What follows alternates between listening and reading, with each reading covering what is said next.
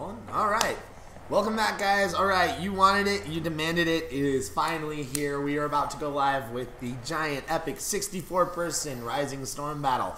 And with me here to talk us through this amazing moment is my buddy Tony, the external producer on Rising Storm. How you doing today? I'm doing very well. Thank you very much. It's good to be here in San Fran. Yeah, thanks for coming out during what is, I'm sure, an extremely busy GDC schedule for you guys. Yeah, pretty busy. Yeah, and thank you for bringing us this exclusive opportunity to check out your game in its like full glory, like in the most epic battle ever. So tell us a little bit about Rising Storm and like the origins behind it. Okay, well, Rising Storm is the next game in the Red Orchestra 2 series of games, and it's going to be coming out pretty soon. It takes the epic kind of really gritty, brutal first-person shooting World War II action that people have got used to from Red Orchestra 2, and it transfers it over to the Pacific Theatre. So we've got the US Marine Corps, the Japanese, slugging it out in a variety of really cool environments. Nice. So new weapons, new enemies, definitely new environments. There's absolutely, yeah. Russia is quite different from the what was the Eastern Theater? Yeah, the Eastern Front. Yeah, exactly. Yeah. It's a chance to show, to give the players all kinds of different environments. You know, you've had this sort of gritty urban environments there that you've got in Stalingrad. And here we got, well, you'll see, we've got a good range of different environments here. Jungles, desert islands, all kinds of stuff. And we're going to be taking a look at least a couple of these today. Nice. Cool. So what are like the major differences and overhauls that you guys have done for Rising Storm versus the last Red Orchestra game? Okay, well, one of the things that we faced actually from the inception of this project is that you've got pretty much an imbalance going on there between the two sides. The Japanese tend to be very heavily equipped with bolt action rifles and stuff like that. It's kind of slightly older tech, if you like. Whereas the Americans, of course, have got all kinds of cool semi-automatic, shiny, Garens, Tommy guns, that kind of stuff. We love our big guns here in America. Well, exactly. Yeah, that's one thing I've noticed for sure. Yeah.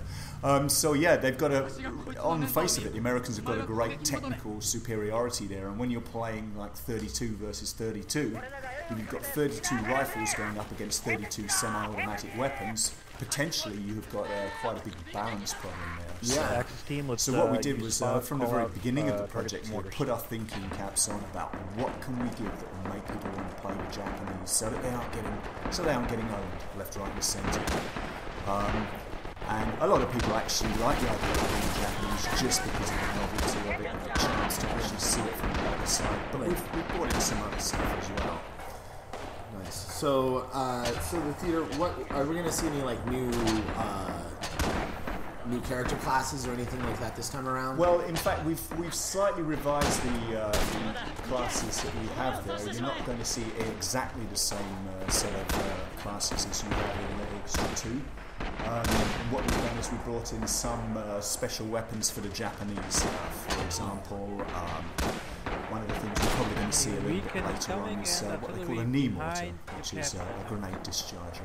I'm sure that once John's found his feet, gets settled into the game here, and there we go. So there we have the knee mortar, Type 89 grenade discharger. Now you've got two options with that. You can either fire it directly, or as John's doing, indirectly. That means you can actually, if you spot your target, who do you get? Who do you get there? Gary, I put down oh, good. I can't think of a nicer person to have that happen to. Hi there, Gary. So yeah, what you can do there is you can spot your enemy, find out where the enemy are at, then sneak behind a bit of cover and just lob these shells over the cover onto their heads. It actually is quite a terrifying weapon. If you get a couple of those zeroed in on you, you're in trouble. You're going to have to get the hell out of dodge, basically. Now we're not even looking at the final version of the game right now, are we? We're looking at alpha here. Alpha? You guys, this is alpha, and you guys are already pulling off a 64-person battle. Yeah, I mean, there's plenty of stuff needs doing still. A fair amount of optimization needs to be done, obviously. We want to get as many people as possible appreciating this. We don't want it just to be uber rigs that can play in the game. But obviously, as you can see here, we've got a lot of things to appreciate from the engine that we're using. We've got here, you take a look at the water, John's running through. Well, this is already happened in the future, so this is what we need to do Right. Yeah, there's a Oh, I see. So, Right. yeah. Okay, so I'm looking at the wrong screen here. So yeah, John's just running over to the water now, I think.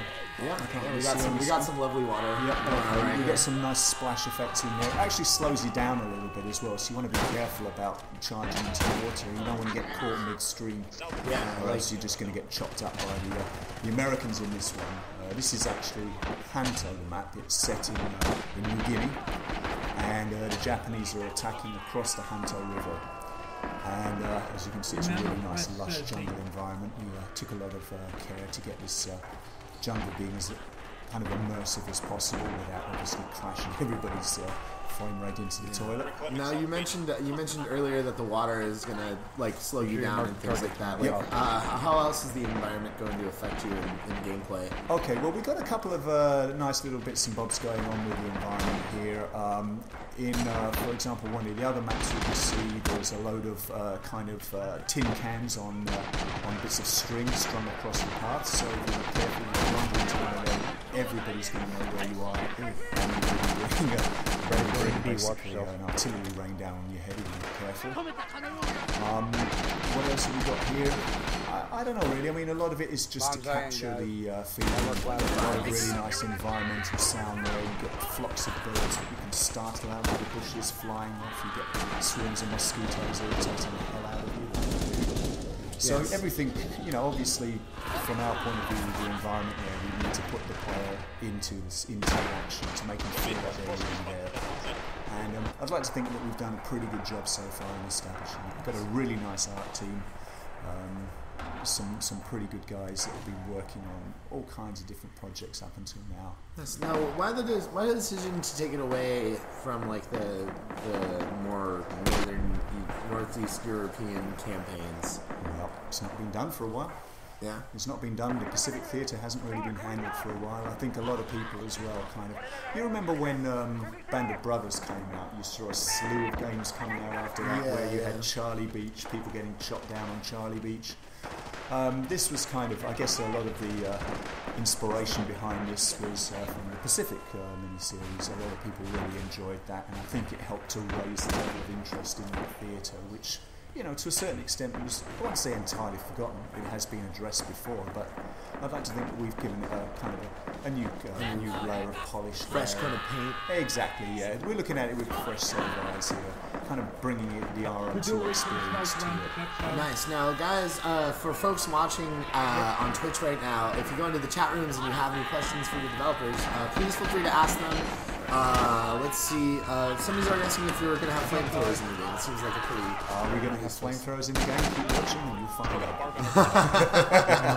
Yeah, go ahead, ask whatever you want. Don't ask us any stupid troll questions because we will not answer them. We will probably ban you. All right, yes. So while we're doing that, let's talk about some of the different weaponry that we're going to see in game that we may not have seen before. You already mentioned like a few of the weapons earlier, but yeah, we got the grenade discharger for the Japanese. Another feature which we'll probably be seeing fairly soon is if John goes commander, he's going to be able to call in a Banzai charge. And yeah, they're pretty awesome. You don't want to be on the receiving end of one of those. Now, what does that work? Well, what it is one of the mechanics that we have already in Red Orchestra 2 is the suppression effect. And what that means is that if you're getting loads of bullets flying past your head, you start raining out, you become a little bit less able to handle kind of your going into weapons. shock. Yeah, pretty much. Yeah, it's suppressing your ability to fight effectively. And so one of the things that we've done there is taken that effect and said, okay, if we get a bunch of Japanese all charging into battle together, then they're not going to be so easily suppressed. They're going to be really pumped, they're going to be kind of ready to die for the Emperor. They don't really care about the amount of bullets flying past their head. So it's like an area of effect rally. Kind of thing, yeah, and so they're not so suppressed. They also, they're less prone to wounding. They get hit in the leg by a bullet. If it doesn't hit a bone, then they're not even going to notice it until they slow down. So is it not necessarily temporary invulnerability, but maybe like a health boost? It's a slight stamina boost. It's a decrease in your suppression and also in the amount of wounding you're going to take in the spot. On the other hand, if you're on the receiving end of one of those, you're panicking, so your heart rate goes up, you're less able to draw a bead on the enemy, and you're going to find it pretty hard. When those guys get up close and personal with you, you better start flailing around or else you're going to be in trouble. Alright, so let's see. People want to know how much this is going to cost and if you guys are going to be doing an open beta. There will be a beta, which we're going into very soon. An open beta is probably going to be only in the very final stages there. As for the price point, we've yet to announce it, although one of the things I think we need to stress here is that anybody who gets Rising is also going to be getting the multiplayer content from Red Orchestra 2. So what that means is that we're actually going to have a kind of interchangeability between RO2 and Rising Storm maps. You can jump off a Rising Storm map on the server directly onto a Red Orchestra 2 map on the same server. So it's a little bit like Rock Band DLC. Well, yeah. The point is just basically avoiding splitting the community. You know, we don't want to exclude anybody by their, by what games they have. So everybody's going to be able to play. The exact details of how we're going to let Red Orchestra 2 existing owners have Rising Storm so that they can get to try it out and stuff like that. We haven't exactly ironed out the entire details there, but one thing's for sure, if you have RO2, you are going to be able to join a Rising Storm server. Nice. So there won't be an issue for you necessarily to get in there. Maybe it's almost like giving you a taste of both games. To get a taste of the game, exactly right. Yeah, and I'm pretty confident that once people get a taste of the game, they're going to say, you know what, this is definitely worth springing for the full Rising Storm. So somebody asked how team play is going to function in the game, and like, will there be team play aspects? Yeah, there are still the same team play aspects that there are in RO2. You have the ability to select the squad you're going to be in. You have VoIP where you can talk only exclusively to guys in your team. We've also put in a few slight kind of tweaks and refinements there. For example, on the spawn select. Before, it was a kind of a bit of a lottery where you would end. Well, you had to select where you were going to spawn. If you didn't choose in time, you're always going to end up on one area. So what we've done now is we've put in an auto select, which means that if you go to auto select, you can spawn on your squad leader as the kind of first option. If that option isn't available, then it's going to be randomized between the existing spawn points. So that way we get the battle kind of nicely, evenly spread out across the try to capture it from the right playable area of the map. Let's see. Somebody wants to know if you guys plan on doing Steam Early Access. That might be a little too early to ask that. Yep, it certainly would be too early to ask that. Let's see, my username intrigues you, wants to know, Rising Storm team will clearly be in their game, and are there plans to add, man, you guys are asking too many questions. Let's see. Will Pelham be in the game? Add maps after the release of Rising Storm, like Okinawa, for sure. Yeah, well, the answer is yes and yes. Nice. Well, there you go, that's easy. Yeah, what are some of the other maps that we'll be seeing in the game that you can talk about? Right, well, we've been showing off for this GDC, we've been showing off some 4 maps. There's this one, Honto, which you can see now, which is Papua New Guinea. We're also going to be taking a look at Saipan, which is a Japanese colony. That's kind of an urban environment there. It's one of the few kind of truly urban battles we've had in the Pacific Theatre. Definitely better for a little bit of variety, because a lot of it takes place in these little kind of shanty towns. Entire point here is that people don't think it's all just desert islands, So although we have got desert islands as well, we're going to be bringing out Iwo Jima as well with the iconic Mount Suribachi there, and a lot of people will recognise that from the Clint Eastwood films and so forth. And we're also going to be showing Guadalcanal, which is actually, as you know, is a very famous battle. That's pretty much where the US Marine Corps turned the tide of the Japanese expansion, and that's a nighttime map, so we've got some very nice nighttime effects there. It makes it a very kind of involving environment for the players. Nice. Those are the 4 that we're actually showcasing here at GDC this year. We've got another couple coming out. I mentioned one of them was Peleliu. and we also have immediate plans to bring out expansions on a fairly tight schedule after release. You know, we want to basically we want to love bomb the community here with new maps, and we already got 4 kind of lined up and in stages of development for post-release. Although exactly what the scheduling of that would be, we'll have to see, obviously. But certainly we got plans to continue to support going immediately into after the release period. Let's see, tanks. Somebody wants to know if there will be tanks. Not immediately. The Pacific Theatre wasn't really a huge one for tanks anyway. Certainly we are not ruling out tanks, and we already have done a lot of the groundwork there for tanks, but we have to get them to work in a fun way, and that's you know, that's something that we are looking at there. It's not going to be in the initial release, I have to say that. But we certainly have already done a lot of the groundwork on the tanks. We just need to get that so that it balances out, it's fun to play, and then we're going to be bringing those in as well. Nice. Will there be auto-aim in the game? Will there be auto-aim in the game? I think you can ban the person who asked that one. Yeah. Yep. Louder? We got to be louder? All right, we'll be louder. Okay, All X-Man right. go Flame X-Man. You're looking at a ban now. Will there be auto-aim? Oh, should I ban him? No. Nah, let him live. Let him live. You must get off on the power here. You know? I trip on it. I don't have much power in my real life. So strike him down with a lightning bolt with a band stick. I'm just like, oh, invisible people on the internet. I'll do whatever I want. So this is like, I am still amazed that this is just pre-alpha and you guys are able to get this running. Obviously, I hope people are aware that this is pre-alpha footage, and that it is incredible that you guys are brave enough to put this on the front page of Twitch. But it looks great. Like, yeah, well, this is, I cannot believe this is pre-alpha. I thought this was beta. Well, no, this is alpha. This is alpha pre-beta. My apologies. This is alpha pre-beta. Yeah, that's the proper terminology that we use here in the game exactly. industry. That's what we say here in Devland. Now, one of the things that I really should point out here is that this started off as a mod project. You know, this was basically a team of modders dealing with Tripwire, saying, you know what, can we have a look at the tools here? And Tripwire were good enough to say, you know, here are the tools. Let's see what you guys can do, and we're going to look at this a while down the road. And if you guys have got something good that we think we can actually polish up and bring out, then that's what we're going to do. And so it started off as a mod project. It's now been taken into the studio by Tripwire. It was just so legit that you guys were like, hell yeah. Exactly. Well, you know, they took a look at it and they thought, you know what, this really has potential. I'd have to say that now, because of the very nature of these things, you know, the majority of the work now is being done by Tripwire. I'd say at least 75% of the development work in these kind of final stages is Tripwire work. And that's great for us because it gives us an opportunity to see, you know, here's how you finished a job.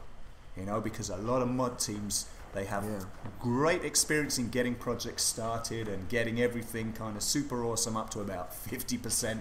And then after that, they tend to drift. So for us, it's been a great experience. Watching the new guys at Tripwire. Tripwire today is a much bigger organization, it's got some really top guys on their team now, and watching how these AAA guys actually react around our content, and they give us suggestions. They say, do you know what, the gameplay, perhaps we can improve the gameplay here. We have top production guys, you know, with years and years of experience saying, here's how you should be doing this stuff. It's been a fantastic learning experience for us, watching how these, you know, the new Tripwire roster react around our game. Excellent. So we actually got a pretty good question from the onlinks. Let's see. Will honor ranks and class ranks transfer over from Red Orchestra 2? The class ranks and honor ranks will not, but some of the achievements will. Nice. Okay, so you'll have to start developing like some of the new classes here. We have new classes and new weapons. You're going to have to start developing them from scratch. But any achievements you've got, like for example, if you're a good rifleman, you're not going to lose those. But you will have to, you know, so you'll keep a lot of the Steam achievements you will keep. Some of them are very specific for Rising Storm, so you're going to have to start with those. Nice. Any based around the flamethrower. People really want more flamethrowers. Yeah, like, people are demanding. People want to see that jungle burn. Yeah. Looking at the time here, I don't know. Maybe we should be going over to that now. Yeah. Okay. It looks like we're going straight over to that now. All right. We're just changing the map to Saipan. All right, I know you got to get out. One last question from Float Baywa. What lessons have you taken away from Red Orchestra True? I guess that have helped you in releasing Rising Storm or developing Rising Storm. Well, that's more a question for John because I wasn't involved in the development of Red Orchestra 2. Well, there you go. So you've probably learned a lot. Well, I guess I can try and speak for John now, and if I get it wrong, he can just smack me around the back of the head. But I mean, basically, one of the things that we're really kind of not going to be drawn on here with Rising Storm is people keep saying you have to tell us the release date. You have to say the release date. The fact is no. Tripwire, as an independent studio, does not have to tell the release date. Tripwire can wait until the game is ready, until the game is super awesome, and then they can bring it out. So it's ready when it's ready. It's ready when it's ready, and it will be ready. All right. Now, Tony, I know you have a meeting that you need to get to. I'm afraid I do, yeah. But it's been great talking to you as well. Yeah, thank you so much. We really appreciate you guys coming by and showing this. John, can you stick around and answer a few more questions? All right. We're going to spend 5 more minutes showing you this alpha gameplay footage, and John's going to answer some questions for us while Tony takes off. Thank you again, Tony. Thanks a lot, guys. Where can people go to check this out on the internet? risingstorm.com or risingstormgame.com. Both of those are good. All right, now get the hell out of here. Yeah, bye now. All right, John, I'm going to move the mic over to you because I'm a loud man. So I want to make sure people can hear you. And now you have the distinguished honor of playing the game while I ask you questions. I can do this. All right, so quick scoping. Will it be in there? Quick scoping, which is a term that hip kids use that play a lot of first-person shooter games. So quick scoping with your sniper rifle, like getting a bead on somebody and then going into scope mode and being able to just pull it off. I believe is what they're talking about. I believe yes, we have quick scoping. Let's see. People also are asking. They demand bazookas.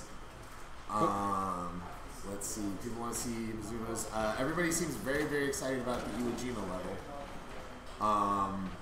No scoping. Of course, there's going to be no scoping in the game. You just have to shoot somebody without your scope. Let me see if I can get some more questions. So you worked on Red Orchestra 2. So yeah, what lessons did you learn working on Red Orchestra 2 that have translated over for you into Rising Storm? I think the big thing that we learned was polish the game. I mean, I know Tony touched on this a little bit, but polish the game until it's ready. Don't worry about what other companies are doing. What's going on in the world. A great game is a great game. So